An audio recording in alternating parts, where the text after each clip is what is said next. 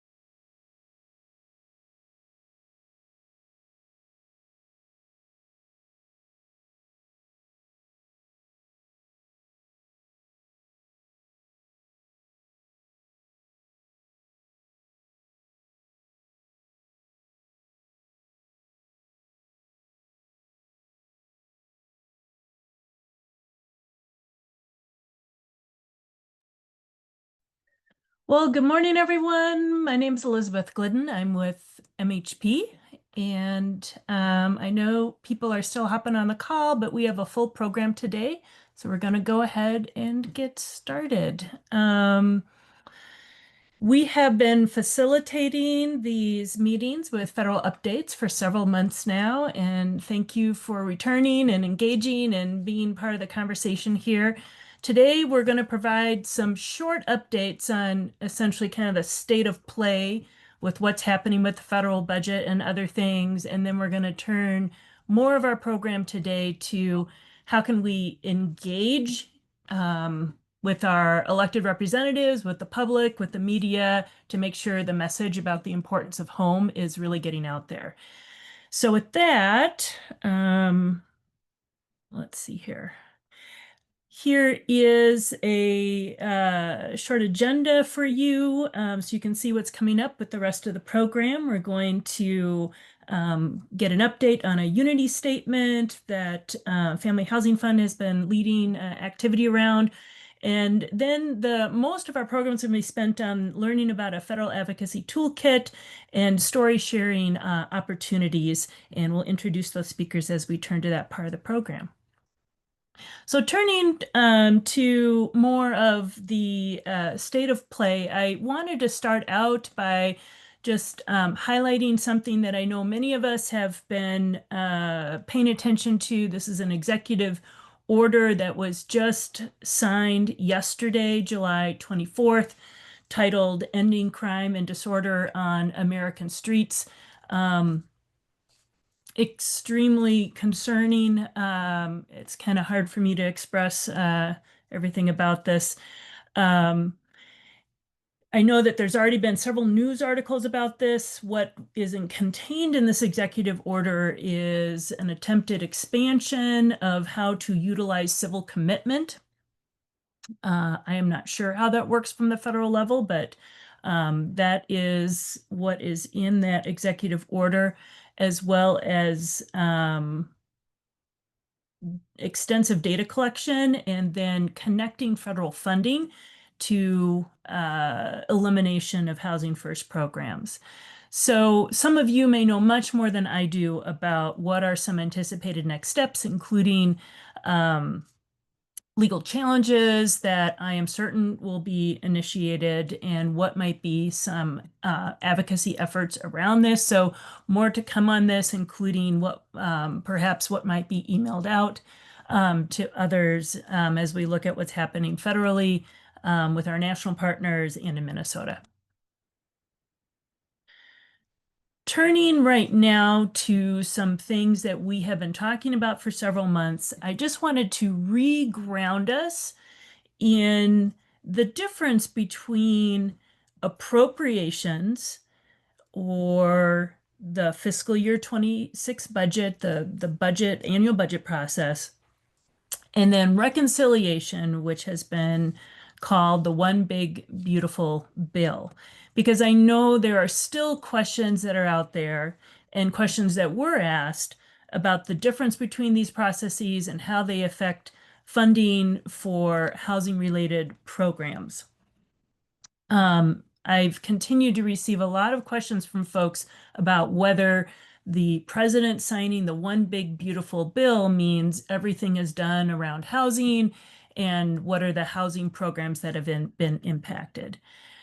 However, most of the housing programs are not impacted by the reconciliation bill because they are funded through our annual budget process. So this is borrowed from the National Low Income Housing Coalition. Again, we have a yearly process to fund the federal budget. It's what they call funding for, quote, discretionary programs, because these are not programs that are authorized by a special statute for each one of those programs. Reconciliation is a process that is rarely used, but we often see it used when there is alignment or the same party in power in the Senate and in the House and with the president. So it's happened before and it's happening, just happened. In the reconciliation bill, which has been signed, this is a done deal. This is the One Big Beautiful Bill. The most significant things that have happened that we have been tracking are Medicaid cuts, SNAP cuts. However, the reconciliation bill has not affected the programs that are within the HUD budget. So these are some of the impacts that we've been tracking, and you'll get these slides. But the Minnesota Department of Human Services, I believe, has recently shared a presentation on how they are at this point in time estimating the impacts of Medicaid cuts. I think there is a lot more analysis that will happen and a lot more work that will be done by agencies as well as interacting with the legislature on what are the impacts that are flowing through. These are the estimates that we are also seeing about cuts to food aid, with more information to come on that as well. And here are some of the other just highlight items to mention that are incorporated in the One Big Beautiful Bill. The low-income housing tax credit, just as a reminder, this is a tax-related item, and taxes are something that can be included in a reconciliation bill. And so this is why the low-income housing tax credit, there was an opportunity to incorporate expansion of the low-income housing tax credit in the One Big Beautiful Bill, and that did in fact happen. So turning now to what's going on with the budget. So as a refresher on the budget timeline in the federal government, the federal budget runs from October 1st to September 30th. And if a budget is not approved in that way, then Congress needs to approve a short-term spending authorization, which is usually called a continuing resolution.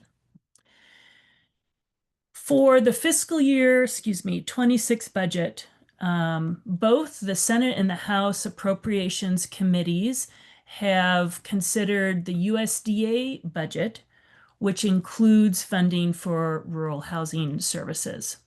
So this has already gone through the process. What we are waiting for is for these bills to go to the floor in the House and the floor in the Senate. So that has not happened yet. And then ultimately, there has to be agreement between the House and the Senate on what's in those bills for them to be moved forward for the president's signature. And so there are differences, as you will see, in the USDA bill that would need to be reconciled. We will send out some links to budget charts that have more detail on the budget for rural housing services as well as for HUD. So those who are following specific programs can see what things are looking at as you compare the president's initial request, which is not binding on Congress, what has happened in the House Appropriations Committees, and what has happened in Senate Appropriations Committees. And again, that will be updated once these bills go to the floor in the House and in the Senate. So for rural housing services, we are seeing both the House and the Senate Appropriations Committee fully funding, so to speak, rental assistance for rural housing. And something that we have been watching was the Section 502 program, which is where it's a program that is specific to supporting moderate and low income residents in rural areas with their direct single family home loans. So the Senate has more funding in that program than the House, and we would want to support that Senate funding level. So the HUD bill is the one that we have been really waiting for. What's the information on the HUD bill? And the House Appropriations Committee has finalized their bill. The Senate just had a hearing on their bill yesterday, the 24th, and so we are still trying to analyze what's the information there. It's extremely new, so I don't really have full funding on that. And again, we'll send out some budget charts so you see the details. But in the House bill, while the House bill did not have the level of cuts that were proposed by President Trump, that is not to say these are not dangerous cuts. The funding for HUD is decreased by almost $1 billion from fiscal year 25 levels. And just as a refresher, especially for rental assistance, but also for many other HUD programs, holding at an even funding level essentially means a decrease to the ability to fund our existing programs or the ability to fund rental assistance, because year over year, the expenses for continuing to do the same things will increase due to a variety of factors. So as we look at kind of where did that 1 billion in cuts come from, the majority of it does come from rental assistance, specifically tenant-based rental assistance. And the estimates that we have seen to date, and I'm sure those will continue to be refined, is that what we would really need is a $3 billion increase to fully fund the existing program. These are select programs that we're highlighting that had decreases or elimination. The amounts sometimes are not so big, but the impact can be quite big. I'll point out fair housing as an example. Doesn't have a lot of funding, relatively speaking, in the HUD budget, but this is a very significant cut to this program, along with other ways that our ability to enforce civil rights has been harmed.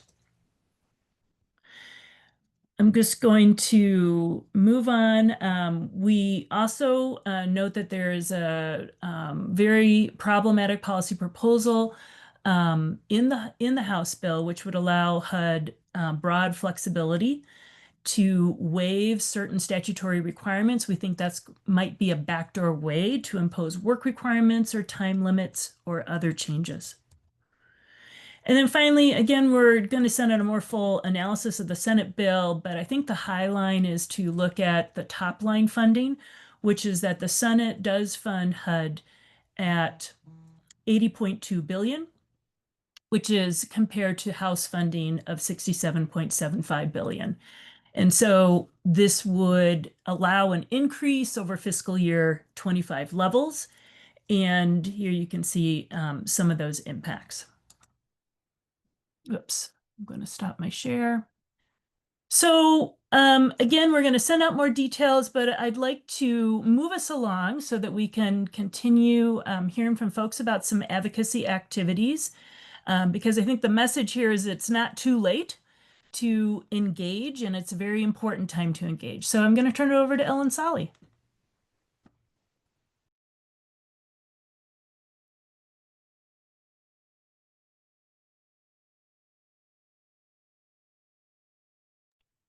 Sorry, I lost my audio for a moment. Thanks, Elizabeth.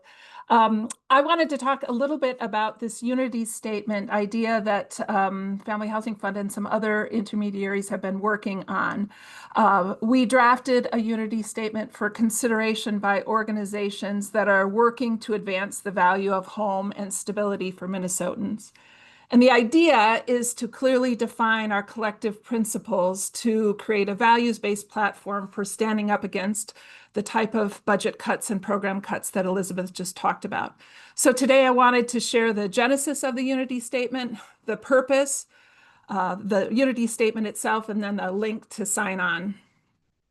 As you know, the current federal administration has issued a number of executive orders and directives that really seek to impose new or different standards that threaten the independence across industries or funding cuts for those that don't comply.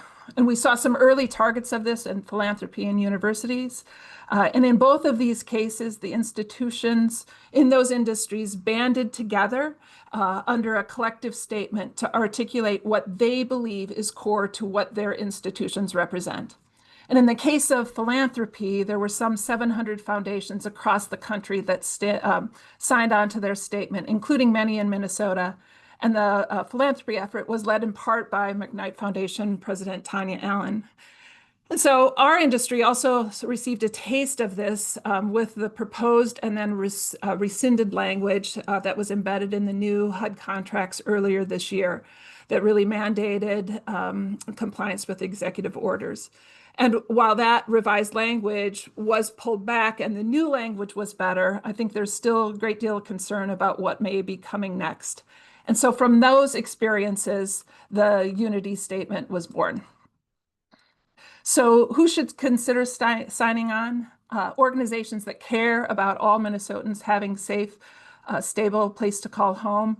And our federal elected officials and policymakers are the intended audience. We outlined 4 goals for the unity statement. First, to build a united platform for organizations that care about Minnesotans having a safe, stable place to live and work. Second, to affirm housing as a bipartisan issue and proactively build sector solidarity.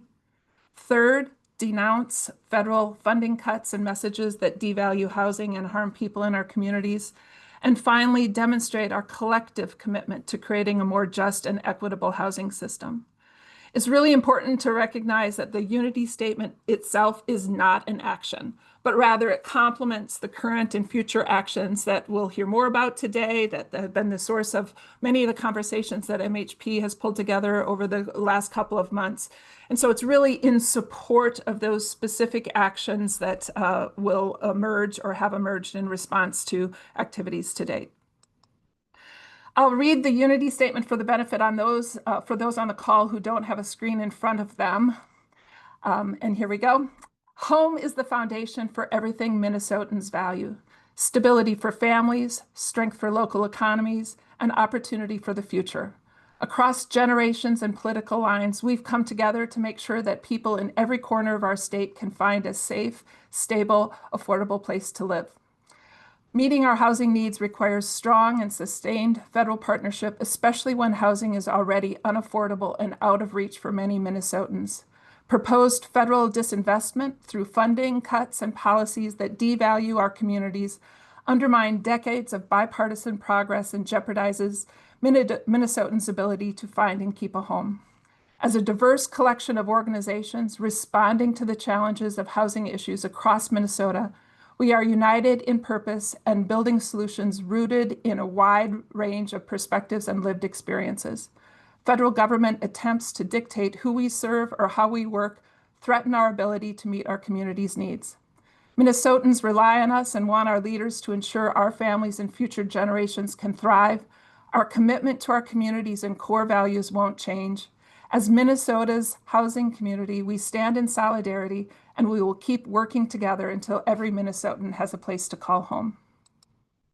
So here's the link, using a fancy QR code to download the connection to the SurveyMonkey to sign on. But I invite you to join some 40 other organizations across Minnesota who have signed on to the Unity Statement. I'll also drop the link in the chat for you to think about and read the statement a future time. And I'm also happy to hear any thoughts or answer any questions as time permits on the agenda. But I'll turn it back to Elizabeth, and you can guide further discussion if you'd like.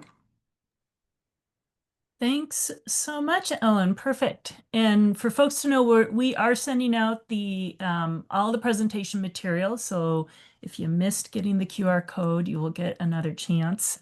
I want to turn it over now to Brian McClung and Kate Raddatz. They are with McClung PR, and I want to say thank you again to the Heading Home Funders Collaborative, which has engaged McClung, Brian, and Kate to help us move forward with some federal advocacy efforts. And they've been working with several of the organizations like MHP and others on crafting these materials. So thank you, Brian and Kate. Yeah, thanks, Elizabeth. And thank you, everybody, for joining us today. We're so excited to be part of this effort and this movement. As Elizabeth said, I'm Brian McClung with McClung PR. We're a public relations and public affairs firm that's based in St. Paul. We've been working on these types of issues for the past 15 years, and we're really glad to have the opportunity to be brought into this really important effort.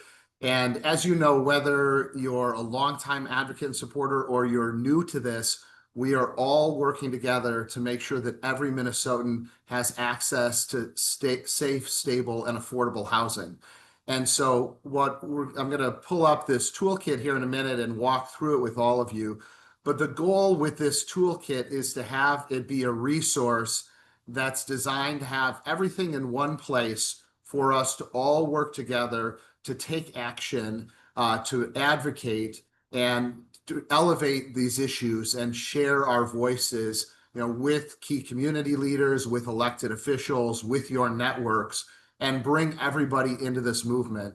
And like Ellen and Elizabeth were saying, it's not too late. In fact, now is the time for us to engage and activate and get everybody we know involved in this movement. And so what we're doing in this is, providing templates and emails and social media posts, links to graphics, all of those things so that we have that in one place and can keep building on that as we go and sharing that information. So I'll I'll click here and share my screen. As I do, Kate, is there anything else you want to add just from a messaging and outreach perspective while I look through my 85 tabs that are open? His tabs stress me out. Yes. Sure. I'm Kate Radd. It's really grateful to be part of this. I'm Vice President of Media Relations here at our firm. I've been here for 3 years. I worked in the news business for 13, 14 years prior to that. And so, when I think about the messaging, we talk about this idea of surround sound. And so it's great that we have 127 people on right now of just every person that we can get to have that same mission, the same unity statement, right? Really knowing what our message is. And then, when we go into doing our job of focusing on the earned media and that everybody's on the same page, that they walk away understanding exactly what it is that we want them to take away for this really important cause. So that's what I would say. Just that I'm really grateful to be part of this. That's great. Yeah, and Kate raises a good point. The messaging work that you all have done leading up to this is fantastic and amazing. And the work that you did with the Narrative Lab and thinking through these messages, we work with a lot of clients in the advocacy space, and they're years behind what Way you all behind. have. Yes. And so we were able to really kind of build on and take those pieces and bring that into this toolkit. So you'll see, hopefully you'll see a lot of those messages throughout this.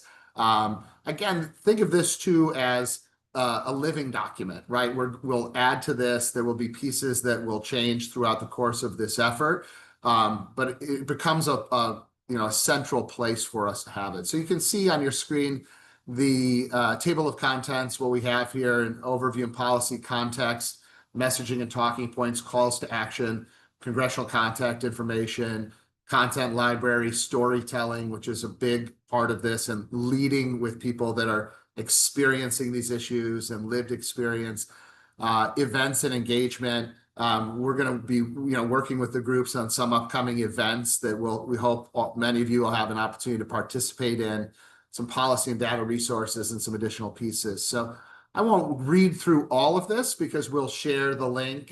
This will, come to everybody who's on this call after we're done with the meeting here. And some of this is, kind of similar to what Elizabeth was presenting in that overview about, now is when this is happening. They're drafting that FY26 federal budget. The U.S. House and U.S. Senate now have their proposals on the table. That U.S. House proposal, is about $1 billion reduction, as we talked about. And then we have a link in there to that full overview of the federal budget proposal, so you can see that. We want people to be aware of and thinking through the timeline. The U.S. House is already on their August recess, even though it's July. They went out a little early for other reasons that we can discuss on public affairs shows. But the Senate is in, we think, through next Friday and maybe a little longer if they are held there to do some additional presidential nominations and deal with that. But they'll all be back September 2nd. That August recess, of course, is a good time for us to have these conversations with the members of Congress and the U.S. senators when they're here back in Minnesota in their districts. And so we really want to utilize those opportunities during that time and also have those conversations headed into September when they get back to work. We've got this, messaging framework.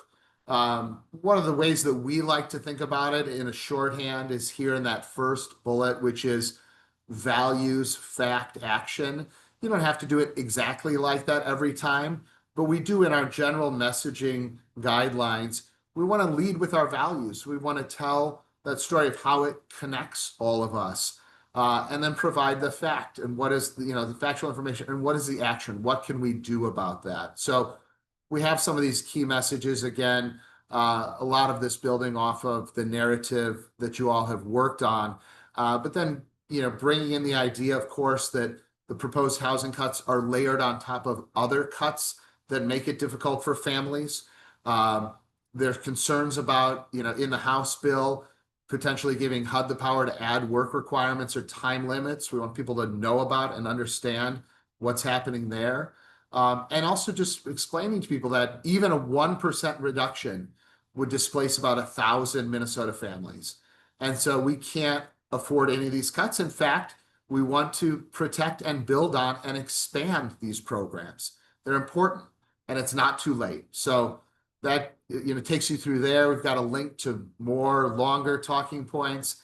And then we get into the calls to action, and you'll see this draft email message, and we'll be working to put this into the Every Action platform so that we can easily share this with everybody and have folks go to a centralized place, click and easily send a message to their members of Congress, the U.S. senators, with that pretty tight message. We tried to get it short enough that they'll read it and pay attention to it, but also get all the key thoughts in there. So this is our draft email message. We also have a separate document that provides some best practices for meeting with congressional staff or meeting with members of Congress. And so we'll add that in here as well. Again, there's contact info for members of Congress. And then in the content library, again, this is just really a starting point, but we wanted to, help people brainstorm and think about, we really do, especially over this August recess, want to get these messages out on social media and start that narrative, make sure that people are seeing this in their feeds. And we have brainstormed half a dozen hashtags, kind of use what you like, or we can narrow it down from there. We think, any of these work. We wanted to give a few ideas, and then there's 3 example Twitter or X posts, kind of those short 280 characters or less, some slightly longer posts for Facebook, where of course we want a visual image, graphic, photos, all of that to go with it.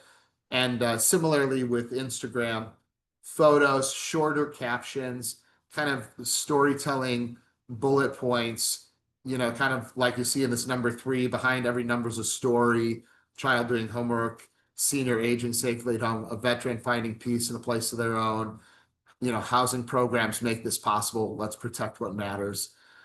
We've got a link in here, and Carla's been doing great work on the storytelling engagement, and there's a spreadsheet and a story collection document online that we'll link to, and that many of you probably already seen, that's helping us collect those lived experience stories and bringing that in.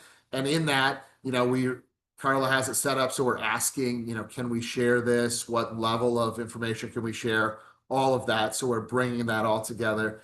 That is fantastic. That is really helpful for us as we, do roundtables or media outreach, to have people that we can turn to and tell the real life impacts and real stories from Minnesotans. And then I mentioned events and engagement. We'll add in information here. We're working on roundtables right now for Duluth and Rochester. And we'd love to have people turn out for those. Largely designed to make sure we get good media coverage, but having people there is wonderful, helps us grow our advocates, our champions. It's an educational opportunity, bring everybody together and do that. And then at the bottom of the toolkit, we have these additional resources, and of course, linked to that housing narrative guide that I've mentioned, but also some good documents that have data and statistics on multi-year look at Minnesota, the housing profile, and those congressional district breakdowns that MHP has done, that are really fantastic and provide a good look and a good screenshot. So I'll leave it at that. There's a lot of information in there. Like I said, we'll get this sent out to everybody so that you can dig into it, make recommendations to us on other things you'd like to see in there. We'll certainly build it out further as we continue, but this is kind of the first shot at getting it into, 6.5 pages or so. Yeah, we're just happy to have the opportunity to pull this together and keep working and really, push all of this information out into the advocacy space as we work on it. So with that, we're happy to answer any questions or talk about it a little bit more, or hear any initial feedback or thoughts.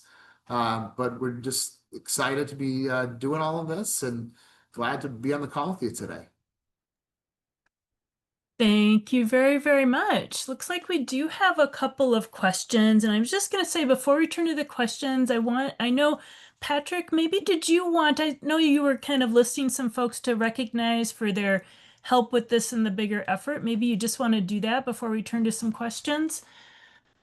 Sure. We've organized communications working group, and that has 3 lanes. Message development team, which I dropped in the chat, basing it in the housing narrative work, but then updating it for current context. A story collection team, which is Carla, Godwin, Mason, and Michael, who you're about to hear from. They've been doing amazing work on the story collection team, and then McClung PR. And those are the 3 lanes of work coming together. And then we take a lot of guidance and insight from policy working group that Elizabeth has been leading. So thanks. And we're going to hear more directly from Carla and Mason and Michael, and after we just have some general discussion here. Steve? Thank you. Great presentation, great piece. I really like the direction of all of that. The one question that came up in Minnesota, we've done so much important work in recent years, specifically dealing with veterans. And I know that especially at the federal level, people like to, pat themselves or pat us on the back for that. I wonder if it's not worthwhile to call that out and remind folks that that was only done via federal investment in new vouchers through HUD. And so it shows that we can do it, and it shows that the tools work. So just wondered if that might be something that's worth adding to our talking points. Yeah, I like that a lot. And MACB has been part of our conversations as well on the communications team. And I think that's a great idea and a great call out.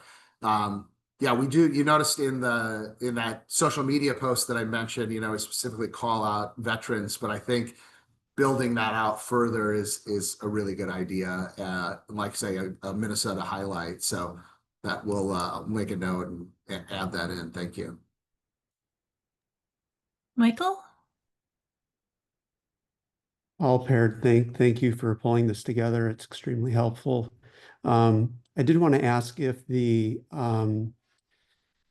there's a way to is this accessible to people with lived experience right now who can be encouraged to call their congressperson about the issues, elevating their story within the messages that you're saying are important?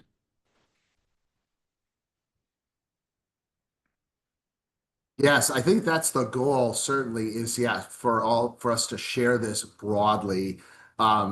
This is kind of the rollout, right? This is the launch. So we want to get feedback and kind of polish this up and then, get this out into the ecosystem. And 1,000%, we want to make sure that people with lived experience have access to this and are contacting their members of Congress directly. So we'll, look to all of the partners to make sure that that's happening. That's a great point.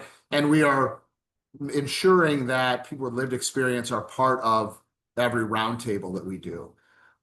Because again, we think that's a critical part of this. That's a critical part of telling the story for the media and more, broadly sharing the work that we're doing. So yes, that's a good mention, and make sure that happens. I might just add a little comment in here before I go to Gretchen's question, which is that I think it will be up to us, meaning all of us, to identify, are there other activities that we maybe can initiate to help get this information into people's hands, or what would be helpful to people to actually utilize the toolkit? And maybe that's some suggestions people want to make right now on this call, because that would be great to hear. I don't want to put together a phone bank and people are like, no, I really don't want a phone bank with you. So ideas that you want to shout out or ideas in the chat, I think that would be super helpful to understand what you think would help people utilize this. Gretchen, and then I see Jamie with your hand up too after that. Thanks, Elizabeth. This work is just phenomenal. I just want to voice my appreciation for all this is going on. I know and realize that the individual stories and the people stories are usually the most compelling in policy advocacy. But I also know that the providers are under a huge amount of stress and are very vulnerable as well. I don't know, we do now have all of this incredible data from Tom O'Neill on the condition of our affordable housing sector. Is there a way of embedding additional messages in this work that elevate the providers that are in jeopardy? Or is that a separate track, and does that have to be kind of another set of strategies? I just wanted to ask the sense of if more can be added into this work. Yeah, that's a good question. I think we probably ought to add a little bit more to the talking points from that perspective. It's honestly something that we kind of wrestled with in putting all of that together, is that, like you said, a lot of what resonates in the narrative and in talking to elected officials, members of Congress, are those personal stories. But there's all the provider sector and the developer sector, and trying to kind of work all of that together. So I think that's really helpful. I think when you have the toolkit in front of you and can go through and maybe make some recommendations on where we can, fit in some of those ideas and messages, that would be helpful. Because I think we want to make sure we have the full spectrum described here. And then, right, and that's the same thing we're working on these roundtables, is having kind of the variety of voices in that conversation, and how do we best bring that all together. So yeah, I'd love your thoughts on how we can fit that in and work that in. That'd be helpful for us, just to think about and see the best way to share that. Is it possible to meet with you guys just to kind of brainstorm that, or is that potentially part of the scope of what you're doing? If I could, Brian, if I could answer that. Gretchen, hi. I think that would be really great to connect in with the message development team, because we have this core message, and then I think it would be very helpful to start identifying like what are the lanes of messengers that should be fleshed out. And so, Okay. yes. I'll reach out to Patrick and we can discuss. Thank you. I know I saw Jamie. Let's see. Jamie, you're gonna, hi. oh, there you go. Yeah, so we're having thank you everyone for everyone's hard work for what they're doing. Also, we're having National Night Out coming up August 5th. So I don't know if there's any way we can get somebody or someone maybe to come set up a table, because I know we have a lot of community activists that are going to be at our National Night Out as well, to get some information out from the north side. Right. Or if I could get some email to me, I could download some stuff maybe and copy it and set up a table. Jamie, I think what that last part that you just said, you're the expert, and like taking this stuff and bringing it into your community. We don't have a coalition with all this capacity to do events right now. It's we could potentially move in that direction if it was the will. This is kind of self-organized network. Here's some tools and resources for folks. Like, if you're on this call, you are a leader in this state on this stuff, and no one else is going to do it if we don't. And so I would just say, if the design is, take it and run with it. Make it your own, make it work for you, and share ideas if there's Sure. other things like that. But I think you're the leader on this. Yeah, I do. I just was wondering if you maybe I could get some, information I could put out there too. That would help on the table or something. So, Amy, thank you. Jamie, I'll be in touch with you. So, Okay, thank you, Elizabeth. any other feedback or questions from folks? This was really helpful.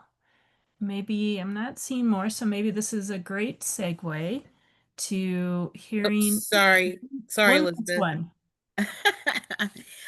Yeah, I agree with what was just said, and I'm wondering how is that the toolkit? And will we need to print off this information ourselves and have it? Just looking at the funding amount that it would cost to print information to put out for people.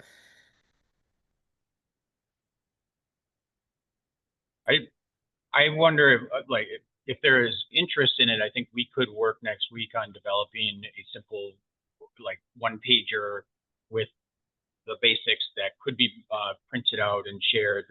We could, if folks put in, I'm making this up now as I'm talking, but if folks let us know how many they would actually want, if printing is an issue, let us know, and I could print them out and have them.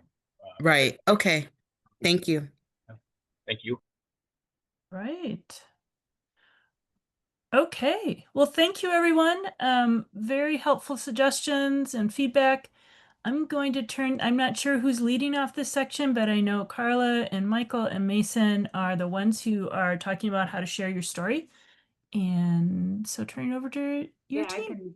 I can hop in here, and I know Mason, you are here as well. Michael happens to be on a plane heading to Colorado to consult with the COC out there, so he will not be with us, but I'm going to share my screen as well.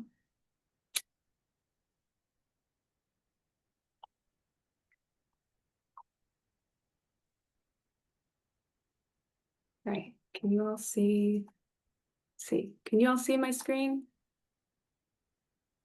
Yes, that's beautiful. Okay, great. As everybody's been saying, as part of the narrative effort, we are inviting storytellers from across the housing ecosystem to share your wisdom and your experiences with us. And Gretchen, to your point, we really are trying to collect stories from throughout the ecosystem, really trying to understand lived experience primarily and centrally, but also understanding experience of operators, developers, service providers, even business operators and owners. Trying to understand really how these kinds of funding cuts impact us across the board in our societies, in our cities, and our state. So that's what this story collecting effort is. We're calling it Home Stories so that we have something we can grab onto, some kind of identity and brand we can talk about. So that is our story collecting project. We've been building out the infrastructure and the process, and today I get to introduce the team and share our progress, kind of where we're at. So I'll start with myself. I'm Carla Godwin. I'm the Executive Director of Paris Housing. We provide housing for young people who are aging out of foster care. And I will kick it to Mason to introduce yourself. Hey y'all, it's Mason. I recognize some of your names and faces. Good to see you. For those of you who don't know me, I am a person with lived experience in homelessness. I have been advocating with my lived experience with the intersections of being a young person, being a queer person, being a Black person, for the last 10 years. I've been doing this since I was very young. Which also speaks to the importance of young people being a part of these spaces also. I'm an artist, I'm an activist, I'm a creative thinker, I'm a public speaker, and I'm extremely passionate about this stuff because it directly affects me and all my homies. So that's me. Yeah, I love it. I've been working with Mason and Michael to build out the infrastructure to really think about how we can run this in an effective way that gathers stories from, again, across the state at all parts of the ecosystem. So Michael Giovannisitsu is not here. He is the co-founder of Lean, a nonprofit dedicated to developing a network of lived experience advocates. So he is also a big part of this effort. Let's see if I can, there we go. So our goal in this project is to engage storytellers to personalize the political moment and protect home. We as a story collecting team, our job is to help collect the stories, to connect storytellers to the broader media work that's happening, the different working groups that are going on, the messaging and policy working groups, and to all the PR efforts that are happening. And then also keep the stories organized, make sure we know where they're at, how we can use them, how they can be utilized quickly and well. So yesterday we were on a call that Heading Home Funders Collaborative pulled together with Peggy Bailey, and she's the VP from the Center on Budget and Policy Priorities. And it was so impactful because she talked about how important storytelling is right now, because in this moment, if we're gathering stories, we can not only really document what's happening, we can articulate the impacts and the harm so that we can better mitigate that harm, but it'll also help us figure out how to build back better when we have the opportunity to do that. And so that's part of what we're trying to do. We really are trying to get a really deep dive look at what's happening for people as these things are rolling out. Mason, if you ever have anything to add as I'm going, please hop in, okay? Feel free. So just in terms of logistics and structure, there are two efforts going on in terms of story collecting. We're doing a story archive, or kind of a story bank, where we're trying to gather just as many stories as we can about people's experiences and wisdom in the housing ecosystem currently, but a little more generally. And then the second is policy specific. So we'll be working with the messaging group and the policy group to say, okay, this specific policy is rolling out. We need to have a point of view on it. We need to create some media around it, and we need some stories specifically tied to that. So we'll be working on both of those efforts, and we'll create tools as we go. We've already got several created to be able to pull both of those kinds of different stories in. These are the kinds of stories and the people from whom we're going to ask for their wisdom. So the first is, of course, again, to try to capture the full picture of what's happening. So the first is tenants and residents of Minnesota with lived experience. So that's central to what we're doing. Steve, thank you for the reminder about veterans. That will be part of that effort as well. We will also talk to providers and operators, housers and developers, civic leaders, business owners, and funders. So again, really trying to gather stories from across the spectrum of what's going on in the housing ecosystem. Yeah, what I really like about what we're doing here is to show how deeply intersectional this work is. What's happening affects everybody. So being able to collect stories from everybody and being able to hear from everybody's experience will be so valuable, especially people with lived experience that don't usually get a chance to have their story shared on a broader spectrum. And we'll share in the next slide, you'll see how we're going to collect stories. Yeah, it's very exciting stuff that we're doing. Yeah, so we're working to collect stories in 3 ways. We want them to have them in multiple different accessible ways for people to share their stories in a way that works for them. So we're doing written stories. We're creating Google Forms that are quite straightforward that people can respond to in writing. We're also creating an audio process where we're going to text questions and receive voice memos back so that we have clips of audio from participants in that way. And then we'll do audio and video interviews. So those will be a little more pointed. We can do those in person or digitally, depending on who our audience is. We'll have a different interviewer for different interviewees and different audiences, but we'll collect things that way as well through Zoom and Zencastr and those kinds of platforms. I see your question in here, Linda, about stories given away for free, or is there a royalty system for each time you repeat mine? Great question. So people won't be compensated, but we do have a consent form that explains what the project is, how stories will be shared, and how you want your story to be shared. We want people to be able to be as autonomous as possible during this process. So being able to understand thoroughly what we're using the stories for and how, and then giving each individual the chance to decide how they want their story shared, if they want to be anonymous, things like if they just want their first name to be shared or their full name to be shared. I think we can even add in, like, do you want us to share your social media or email if people want to reach out to you? If a quote of yours gets used and people want to figure out like who said this, we have a process for that. So not being able to do like a royalty system, I wish in the future, especially for people with lived experience, I think that's something that we could really advocate for.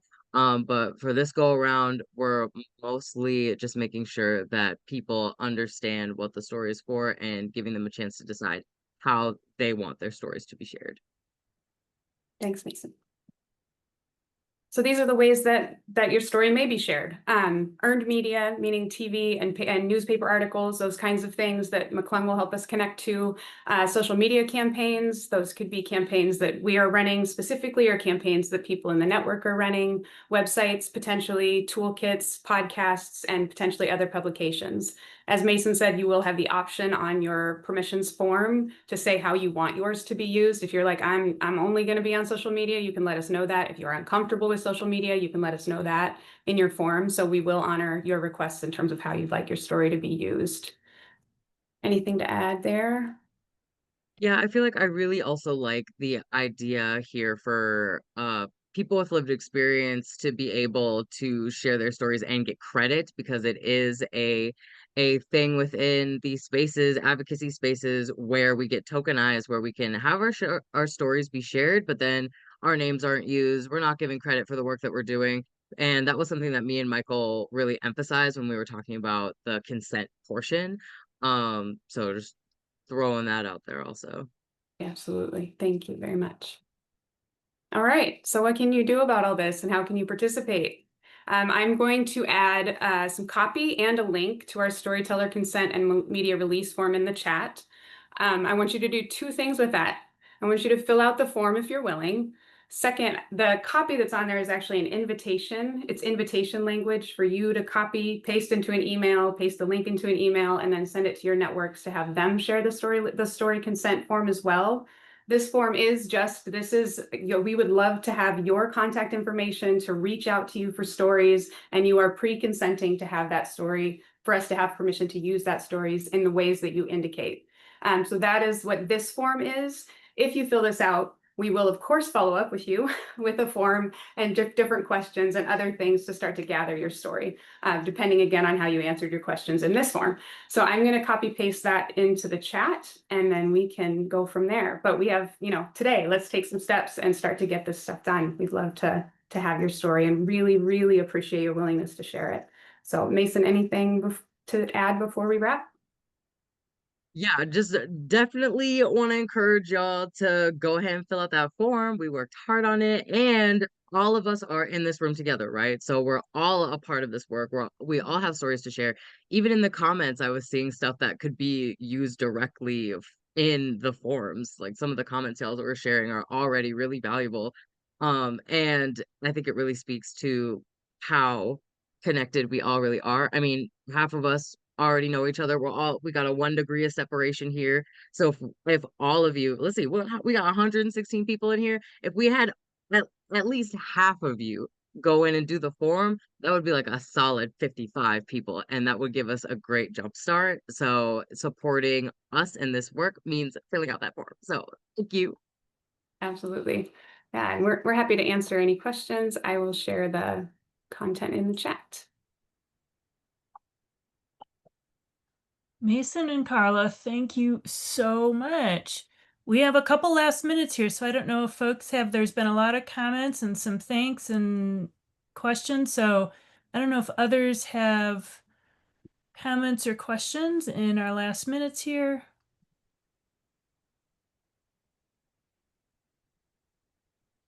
I am not seeing it. I think Maybe the this- only other thing, Go hi, it's ahead. Mason again. The only other thing that I would add is that Michael and I also would like to host some meetings around the narrative change around housing, to give you guys, if you're not familiar, some idea of the language that we're using to help advocate for this stuff. So if you're interested in that, let us know, and then also spread the word, because we want to get as many people to use the same type of language as possible, because being able to use similar language in this work makes it easier for everyone to be on the same page. So if y'all want to join those meetings, let me know. That's it. Thank you. I'll put my email in the chat. Perfect. All right. I'm not seeing any last requests for last ads. So we will be sending out the content from this meeting. I know there's some good suggestions about how to receive the Federal Advocacy Toolkit or segments of it. I'll note, I think Brian and Kate said that this is a living document. And so just, like I gave the update that we just heard the information on the Senate bill. That's an example of how this will be updated to make sure the messaging then aligns with the best information we have. And sounds good. Thank you, everyone. Thank you, Ellen, also for being on the call. Thanks, Elizabeth. Yep. Thanks, everybody.